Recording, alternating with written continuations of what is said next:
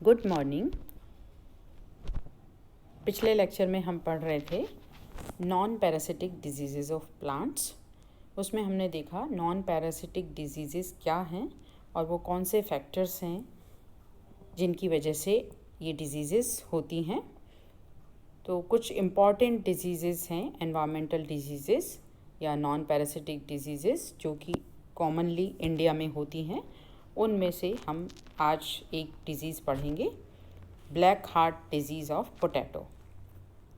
Black heart is an important storage, transit and market disease of potatoes. It is caused by unfavorable oxygen relations. The disease usually occurs in tubers stored in poorly ventilated rooms in closely packed conditions. It also occurs in the field when the temperature of the soil goes above 90 degree Fahrenheit during growth and maturity of tubers. The disease occurs in transit when the temperature inside the carrying van rises for some time above 90 degree Fahrenheit. Thus, a set of three distinct environmental conditions can cause this disease. Number 1, poor ventilation in storage. Number 2, high temperature during transit. And number 3, high temperature of soil during growth and maturity of tubers in the field. तो ये जो disease है black heart of potato, ये oxygen की कमी से होती है। और वैसे एटमॉस्फेयर में ऑक्सीजन की कमी नहीं होती है, ऑक्सीजन भरपूर मात्रा में होती है, लेकिन कुछ परिस्थितियां हैं जब ऑक्सीजन की कमी हो जाती है। जैसे कि अगर ट्रांसपोर्टेशन में ट्रक्स में जैसे भर के जाते हैं आलू और उसको वो पूरा बंद है चारों तरफ से, कोई वेंटिलेशन उसमें नहीं है, तो क्योंकि आलू के अंदर रेस्पिरेशन होता है, वो लिविंग चीज़ है, रेस्पिरेशन होता है, तो रेस्पिरेशन में जो उस जगह की लिमिटेड जगह में जो ऑक्सीजन है, एयर है, उसके अंदर ऑक्सीजन है, वो कंज्यूम हो जाती है और फिर ऑक्सीजन की कमी पड़ जाती है, तो उससे भी ये डिज़ीज़ हो जाती है। या फिर कहीं स्टोरेज में जहाँ गोदाम है, कमरों में, जहाँ बंद कमरों में आलू का ढेर रखा हुआ है और उसमें रोशनदान नहीं है, वेंटिलेशन नहीं है, तो वहाँ की भी ऑक्सीजन है वो धीरे धीरे कम हो जाएगी, रेस्पिरेशन में कंज्यूम हो जाएगी और ऑक्सीजन की कमी होने से हो सकती है। या फिर सॉइल में भी हो सकती है। ये सॉइल के अंदर जब हार्वेस्टिंग टाइम आता है, जब पोटैटो ट्यूबर्स साइज़ में बढ़ने लगते हैं, और जनरली क्योंकि ये कूलर एनवायरनमेंट की सीज़न की जो फसल है, तो इसमें सर्दियों में होती है ये, और सर्दियों में इसको बोते हैं और जैसे गर्मी आने से पहले इस फसल को काट लेते हैं। तो अगर थोड़ा गर्मी ज़्यादा बढ़ गई और हार्वेस्टिंग नहीं हो पाई है तो सॉइल के अंदर भी टेम्परेचर बढ़ जाता है और जिससे ऑक्सीजन की कमी हो जाती है, क्योंकि टेम्परेचर बढ़ने के साथ ही रेट ऑफ रेस्पिरेशन भी बढ़ता है, और रेस्पिरेशन जितना तेज़ होगा तो ऑक्सीजन की जो अवेलेबिलिटी है वो कम हो जाती है।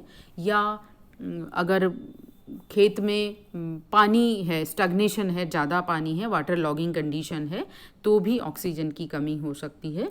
तो इस तरह की जो सिचुएशन है जहाँ कि एटमॉस्फेयर में ऑक्सीजन कम हो गई है, चाहे तो वो बंद कमरा है या बंद ट्रक है या स्टोरेज में बहुत बड़ा ढेरी लगी हुई है आलू की, जहाँ जो बीच की बोरियां हैं उनको ऑक्सीजन सप्लाई कम हो रही है, वेंटिलेशन नहीं है, तो ये डिज़ीज़ हो सकती है। सिम्टम्स, इसके सिम्टम्स क्या हैं, ये किस तरह की दिखती है, इसके लक्षण क्या हैं। डार्क ग्रे टू पर्पलिश और inky discoloration occurs in the central tissues of the tuber. तो इसमें बाहर से कुछ दिखाई नहीं देता है, एक्सटर्नल फीचर्स नहीं है। पोटैटो जो ट्यूबर हैं, ना तो पोटैटो का जो प्लांट है उसमें अबोव ग्राउंड कोई सिम्टम आते हैं, और सिर्फ अंडरग्राउंड पोटैटो जो ट्यूबर की ये डिज़ीज़ है। तो ट्यूबर्स में जब हम काट के देखेंगे उसको, तो सब्जी बनाने के लिए या कोई चिप्स बनाना है, कुछ भी काम के लिए अगर हम आलू काट रहे हैं तो हम देखते हैं उसमें काले रंग का या पर्पल कलर का या ग्रे कलर का इंक जैसा टिश्यू हो जाता है। और ये जो टिश्यू है वो सेंटर पोर्शन में होता है, एडवांस स्टेजेस में ये मार्जिन तक भी आ सकता है।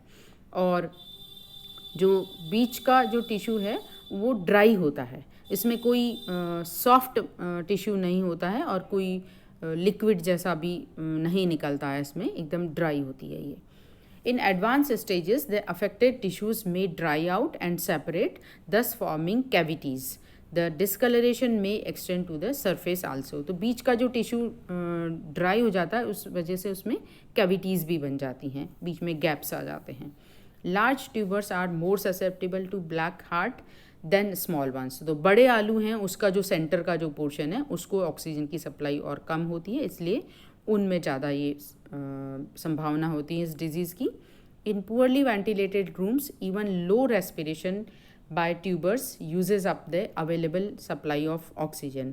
तो वैसे तो ज़्यादातर हाई टेम्परेचर में रेस्पिरेशन ज़्यादा होता है तो वहाँ ऑक्सीजन की कमी हो जाती है, लेकिन अगर पुअर वेंटिलेशन है कमरे में तो लो रेस्पिरेशन, जो कि जनरली ट्यूबर्स में हमेशा ही एक लो रेस्पिरेशन तो चलता ही है, तो उस कंडीशन में भी अवेलेबल ऑक्सीजन है वो उसकी सप्लाई ख़त्म हो सकती है।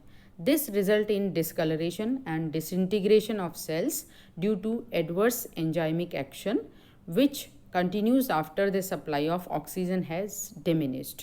तो डिसइंटीग्रेशन शुरू होता है जैसे कि ऑक्सीजन की कमी होती है एंजाइमिक एक्शन की वजह से, और ऑक्सीजन की सप्लाई नहीं है तो वो ये कंटिन्यू होता है और डिस्कलरेशन एंड डिसइंटीग्रेशन बढ़ता जाता है। High temperature brings about some sub oxidation by stimulating respiration. तो हाई टेम्परेचर से रेस्पिरेशन स्टिमुलेट होगा और ये बीमारी ज़्यादा होगी, ऑक्सीजन की कमी होगी। The cells of the tuber disintegrate when interior of potato heap in the store cannot ensure a good supply of oxygen। ये फोटोग्राफ्स हैं जो आलू के आपने घरों में देखे होंगे। आलू की सब्ज़ी बनाते समय कई बार हम काटते हैं तो बीच में से ऐसे ब्राउन या ब्लैक कलर के या पर्पलिश ब्लैक कलर के आलू निकलते हैं। सेंटर पोर्शन इसमें आप ये देखिए कि ये डिस्कलर्ड हो रहा है और इसमें कोई ऊजिंग आउट नहीं है, ये सॉफ्ट नहीं है मटेरियल, ये ड्राई है एकदम, और कई बार ज़्यादा ड्राई होने पर इसमें कैविटीज़ भी बन जाती हैं। कंट्रोल किस तरह से कंट्रोल कर सकते हैं? To avoid this disease the tubers should not be stored और transported at temperatures above 90 degree Fahrenheit.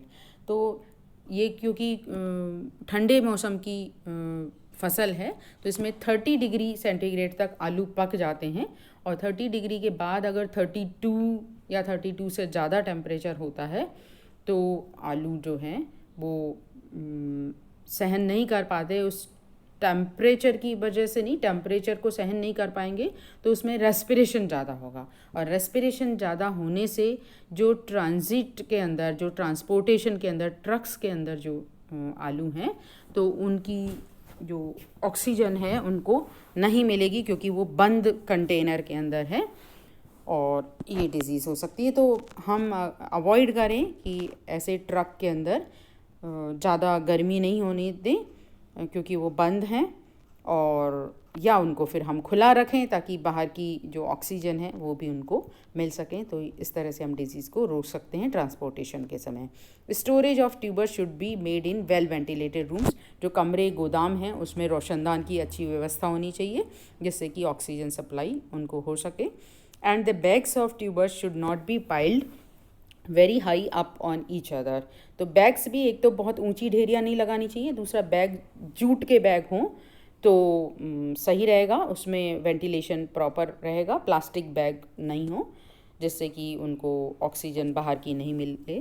तो इस तरह से अगर हम ऑक्सीजन सप्लाई को इंश्योर करें और उसके टेम्परेचर को भी ध्यान में रखें कि टेम्परेचर ज़्यादा नहीं हो जिससे कि रेस्पिरेशन ज़्यादा हो, और तो इस बीमारी से बचा जा सकता है, रोका जा सकता है। Thank you.